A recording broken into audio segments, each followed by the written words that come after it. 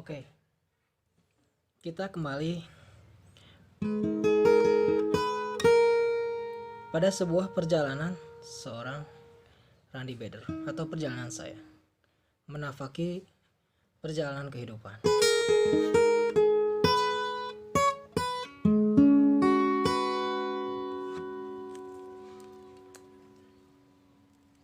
Sekarang saya mau ngebahas terkait perjalanan saya di sekitaran daerah Manglayang.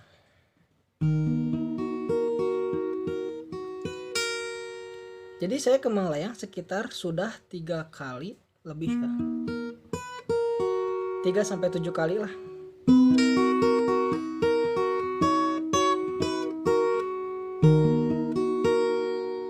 Perjalanan ini didapat banyak pelajaran yang bisa saya ambil. Meskipun pelajaran itu terkadang pelajaran-pelajaran yang mistis. Kisah-kisah mistis, kisah-kisah yang bisa didapatkan saya untuk menjalankan aktivitas kehidupan ini.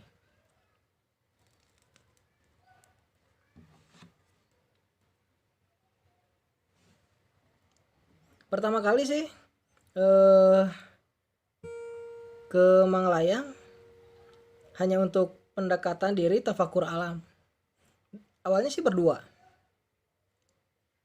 sama seorang teman yang tanpa sengaja atau disengaja jadi seorang kameramen. Tepatnya di sebuah curug Cilengkrang. Perjalanan yang saya lakukan di situ. Pada saat itu masih musim kemarau.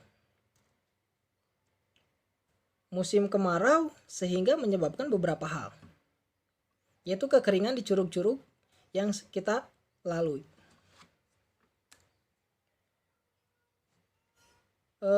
Perjalanan ini menjadi sebuah perjalanan pertama ke daerah Manglayang melalui jalur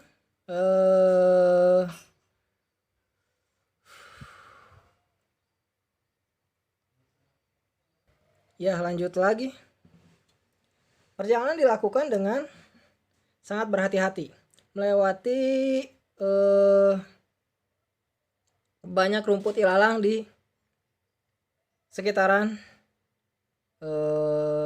jalan menuju sebuah curug yang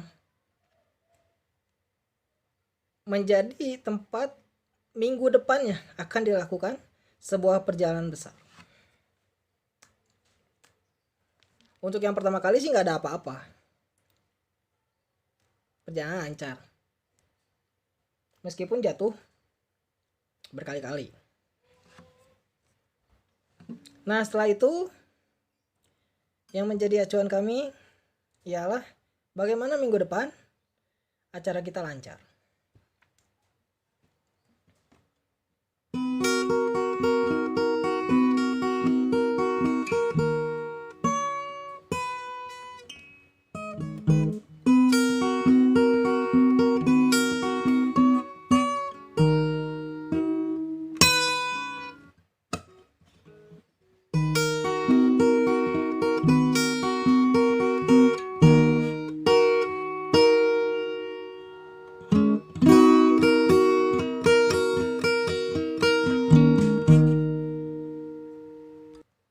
Nah, perjalanan selanjutnya dilakukan di hari Sabtu. Dilakukan oleh beberapa teman, sekitar 7 orang, 5-7 orang. Kami sengaja berkumpul untuk melakukan sebuah perjalanan yang kami kira ini adalah perjalanan spiritual yang sangat unik yang kami lakukan.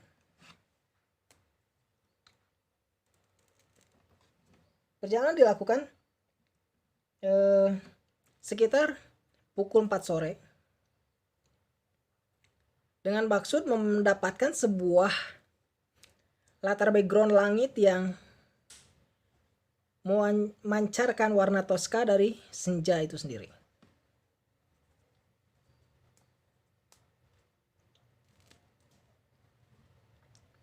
Namun ternyata semua berubah.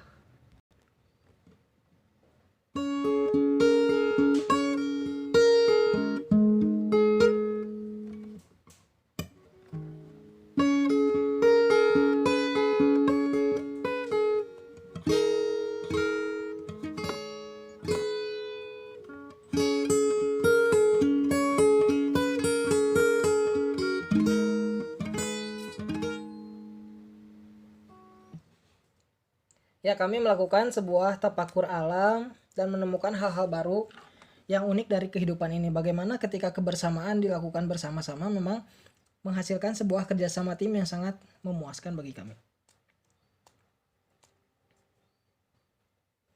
Senja di puncak kaki gunung Manglayang terasa begitu indah.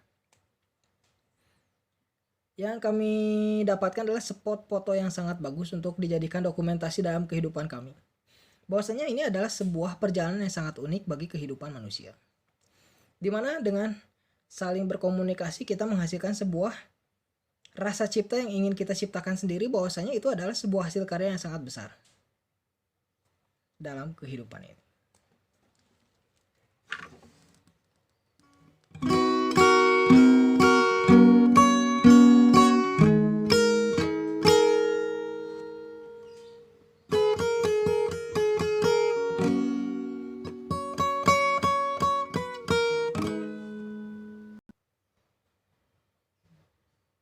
Keesokan harinya setelah kami bertafakur malam, banyak yang kami dapatkan. Kami menelusuri sebuah jalur kepada sebuah curug yang sangat bagus dijadikan sebuah potret foto yang sangat unik bagi kita bersama. Nah, setelah menemukan spot foto yang sangat tenang bagi kami melakukan persiapan untuk kembali ke dalam tenda untuk segera bersiap-siap untuk pulang. Pada fase setelah sekian lama, saya memasuki lagi Curug Cilengkrang tersebut di daerah Manglayang. Perjalanan ini dilakukan saya sendirian.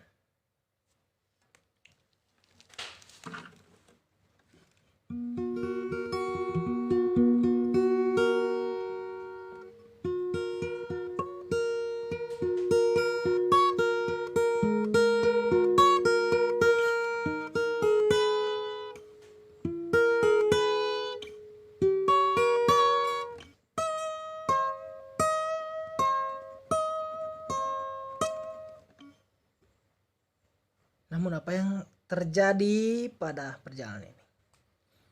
Jalur menghilang tiba-tiba.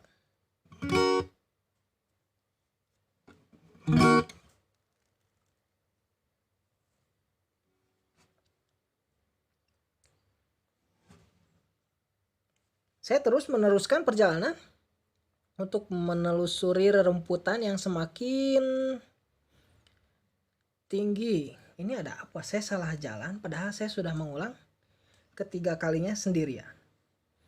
Tujuannya adalah perjalanan mistis ini bisa menjadi sebuah pelajaran bagi diri saya sendiri untuk menghargai dan mampu berjuang di medan yang terjal sendirian.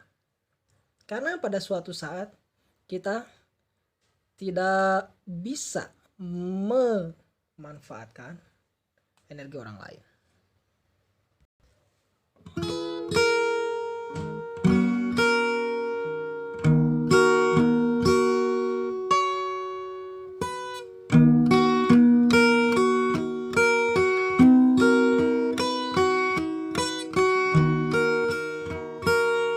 Terasa merinding sekali ketika melanjutkan perjalanan dari curug yang sebelumnya kita raih menuju sebuah perjalanan yang paling panjang, yaitu kepada sebuah puncak air terjun tersebut.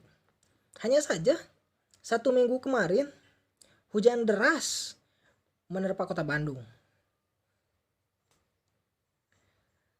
Perjalanan semakin heroik bagi diri saya sendiri, bahwasanya saya tidak tahu jalur kemana yang harus saya tuju. Saya terus berjalan menelusuri ini menuju ke sebuah arah utara, mengikuti sebuah laju yang ingin saya tuju. Tidak ada jalur, semua tertutupi oleh pohon-pohon yang sangat besar.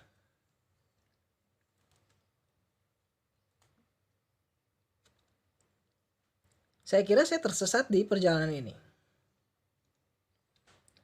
Tapi setelah saya telusuri semakin dalam,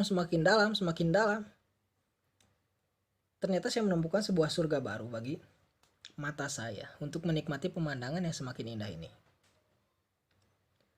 Sebuah air terjun yang berundak-undak seperti tangga, saya daki sendirian sampai puncaknya. Ternyata tidak ada seseorang pun yang diam di sini. Areanya sangat tertutup oleh tebing-tebing yang semakin tinggi menjulang. Jadi seperti masuk gua aja. Sedangkan di atasnya terdapat cahaya. Mungkin sih waktu pertama saya merinding banget. Saya kira ini tempat-tempat pesugihan kayak tempat-tempat hantu kayak tempat-tempat mengerikan kayak. Tapi karena keindahan ini yang masih asri, orang-orang yang sekitar tidak mampu untuk mencapai fase di tempat ini. Fase ketenangan di sini. Saya beristirahat sejenak.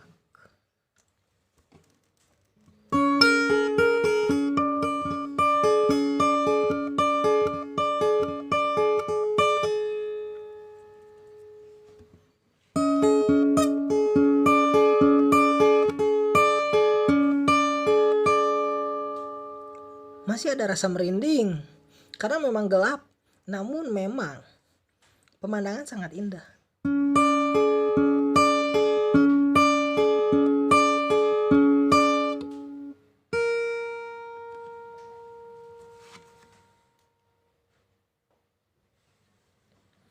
Nah, selanjutnya ialah saya berfoto-foto ria, sejenak mengingat-ingat foto ini, apa sih? Cari-cari spot foto untuk berfoto sejenak.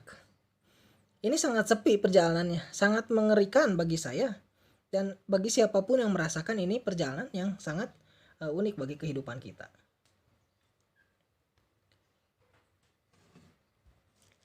Sejenak untuk menenangkan pikir, saya membakar sebuah cerutu di air terjun berundak tersebut untuk menenangkan diri saya. Dan sekedar tawar-menawar langit dengan penghuni kaki gunung Manglayang agar saya bisa kembali pulang dari perjalanan ini.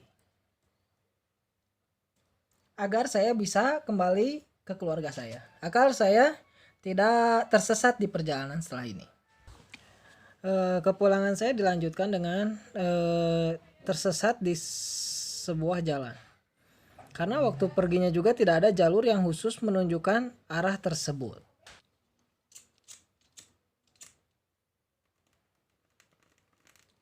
Lanjut lagi perjalanan di Manglayang. Setelah puas berfoto-foto, saya punya maksud untuk pulang dari curug terdalam di Curug Cilengkrang. Namun yang jadi unik ialah saya lupa jalan pulang. Soalnya dari awal juga tidak ada jalur. Tidak ada jalur yang jelas. Jadi bekas badai besar sepertinya menutupi jalan. Sehingga saya harus menaiki pohon-pohon besar untuk tahu jalan pulang.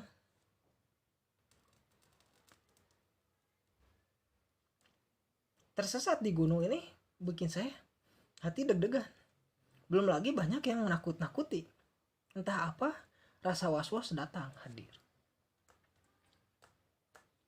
Segera saya pulang. Di perjalanan masih tertahan setelah melihat memaksakan diri mengikuti arus air dari curug kemana. Yang shock ya tentu itu bukan jalur jalan kaki tapi jalur air. Ini mengerikan. Untungnya bisa sampai ke rumah, bisa sampai pulang lagi dan bertemu keluarga. Meskipun data yang disimpan ini menjadi sebuah data yang sangat berharga bagi saya. Nah, perjalanan selanjutnya ialah saya ke Gunung Batu. Ini masih kaki gunung Manglayang. Ke Gunung Batu saya sekitar 3 kali.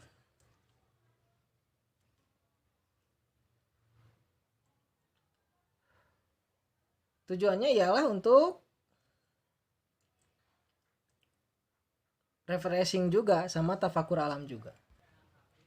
Perjalanan kami saya pernah melakukannya sekitar petang-petang, waktu petang hari. Ini yang paling ngeri. Hujan ngari rincik lah kalau di Sundanya mah ya. Hujan gerimis. Namun tetap memaksakan untuk pergi ke Batu Kuda.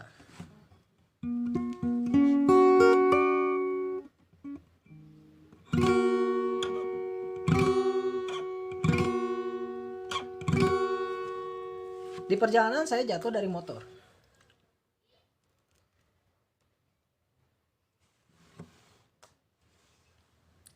Namun alhamdulillah tidak ada yang luka apa-apa karena dekat Batu Kuda.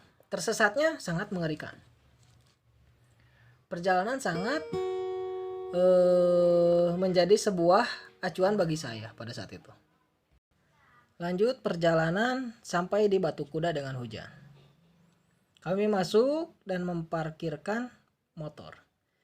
Ini kondisi udah gak enak hati banget nih untuk melanjutin perjalanan. Tapi disayangkan juga udah kagok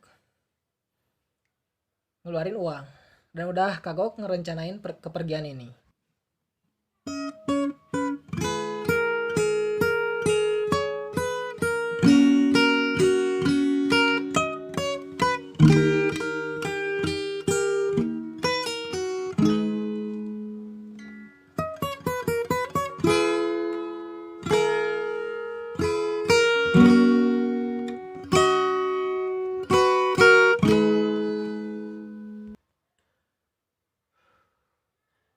Saya melanjutkan dari Batu Kuda, parkir lurus terus, tidak mengambil Gunung Manglayang, tapi mengambil arah lain ke sebuah bukit.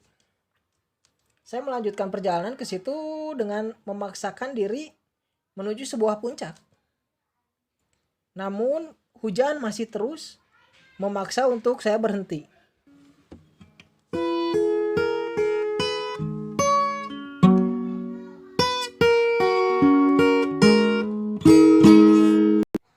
Ku sabab poeta aya caya mega di tukangan halimun gunung ku kami di uday di leuweung na sajarang ku cahaya bentang larangan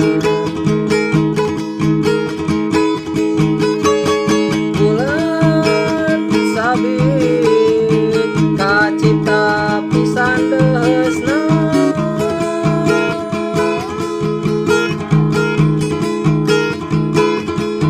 asa karasa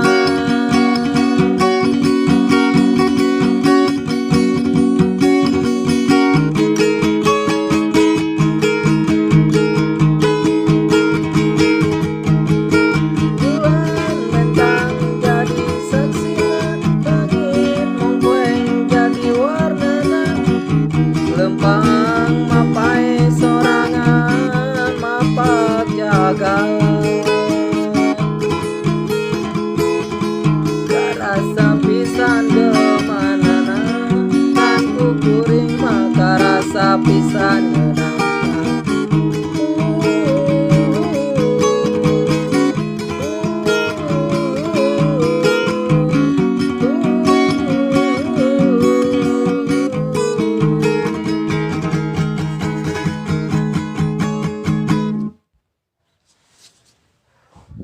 Nah, tidak sampai puncak karena langkah kami terhenti oleh sebuah petir yang sangat besar.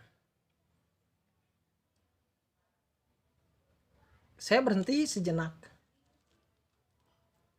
dan meninggalkan beberapa perlengkapan di atas bukit tersebut untuk turun kembali karena kami tak mampu melanjutkan perjalanan tersebut. Nah, ketika turun kami tersesat juga. Tersesat di sebuah persimpangan antara turun ke bawah atau belok ke kanan.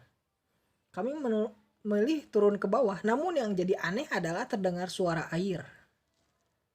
Belum sampai di situ terdengar suara Allah. Tapi entah dari mana kami mendengar itu. Lalu saya langsung menyetel sebuah Al-Quran surat Al-Jin sejenak. Karena kami ketakutan di atas gunung tersebut. Lalu di tempat itu kami terpaksa membangun sebuah tenda. Meskipun terpaksa. Yang jadi aneh adalah terdengar suara wanita tertawa. Sontak kami terperenjat. Ketakutan ya pastilah. Hujan-hujan tersesat di gunung. Setelah itu kami memutuskan untuk membangun tenda. Meskipun di daerah yang ada legok. Legok itu ada tidak lurus lah, tidak rata.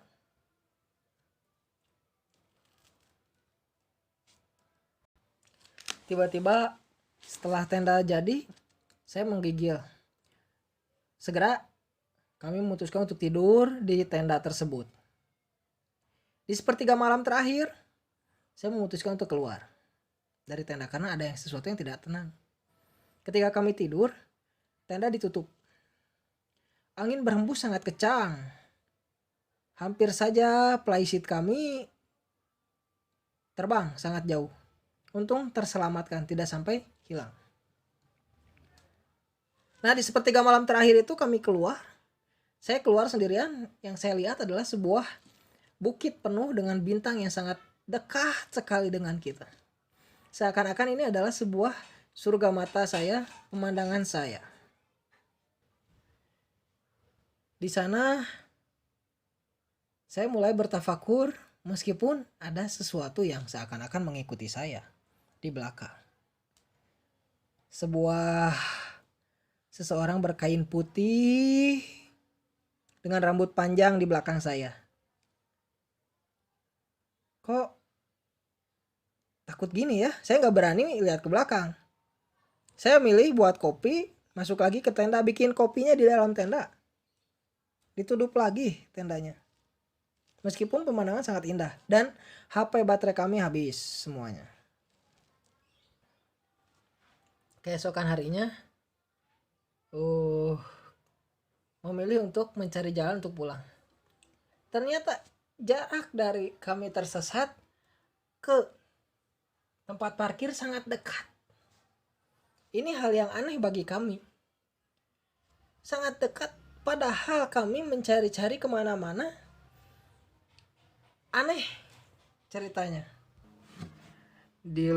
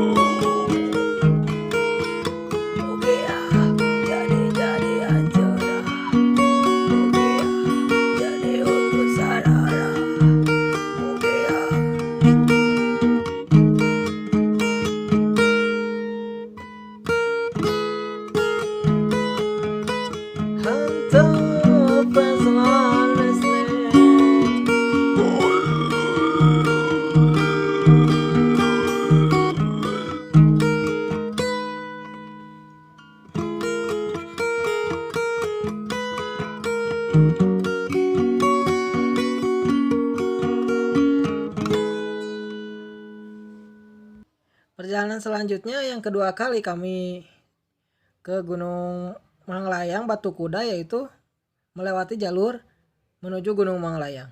Meskipun tidak sampai Gunung Manglayang, kami sampai ke sekitar 1400 mdpl baru turun lagi. Pelajaran dari perjalanan saya yang terakhir ialah saya sendiri ke Batu Kuda menuju puncak Manglayang. Ini perjalanan yang sangat mengerikan karena saya mengejar sebuah roh aneh dari kehidupan saya pada saat ini. Ini masih baru-baru saya lakukan sekitar tahun 2019.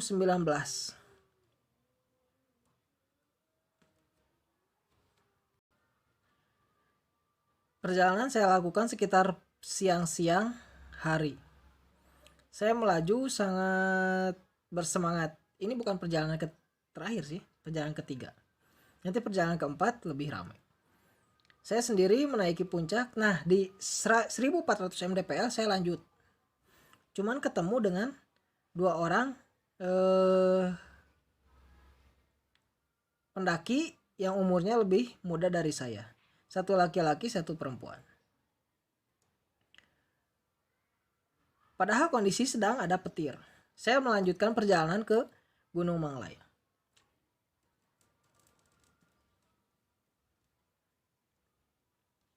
Sendirian.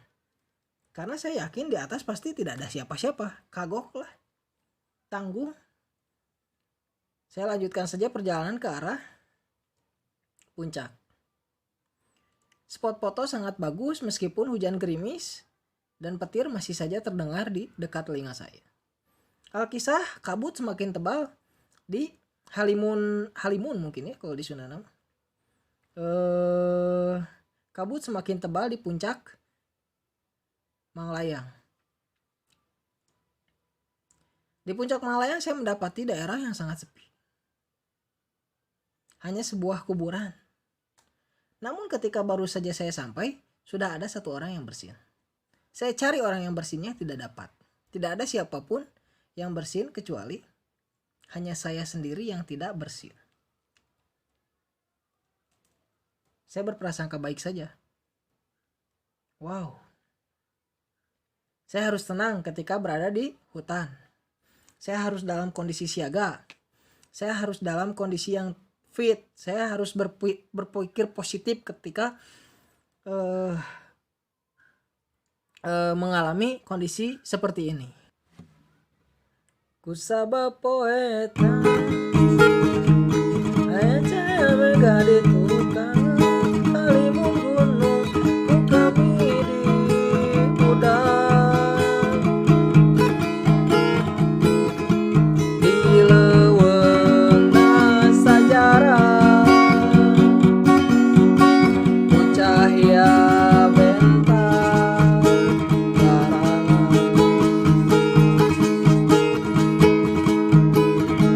bulan sabit kacita pisan deusna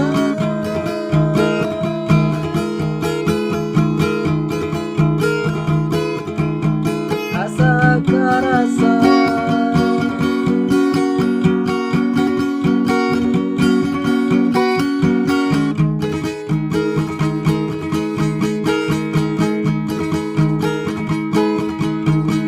bulan bentang jadi saksina langit mongkleng jadi warnana lempang mapai sorangan mapak jaga karasa pisan kemanana ngan kukuring maka rasa pisan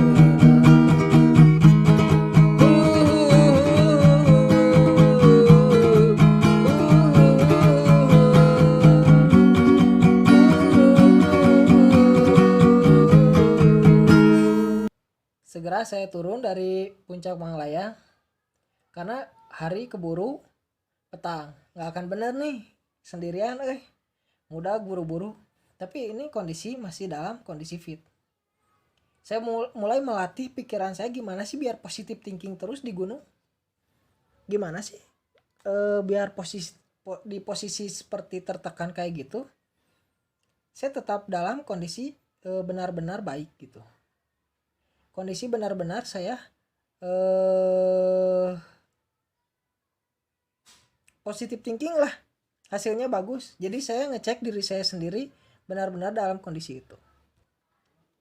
Di perjalanan saya keempat kalinya ke puncak Manglayang tapi tidak jadi. Berarti ke Gunung Batu udah sekitar berapa kali? 4 kali ya. Nah di Gunung Batu ini saya sampai ke Tetecelean lah, panggung itu, di sebuah panggung kecil di sebuah dipan, melihat kondisi senja matahari terbenam di puncak kota Bandung.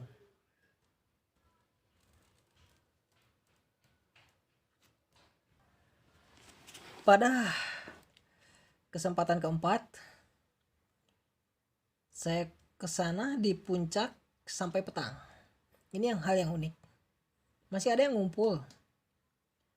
Ketika pada turun saya lebih memilih melihat matahari dan bulan terbit bersamaan.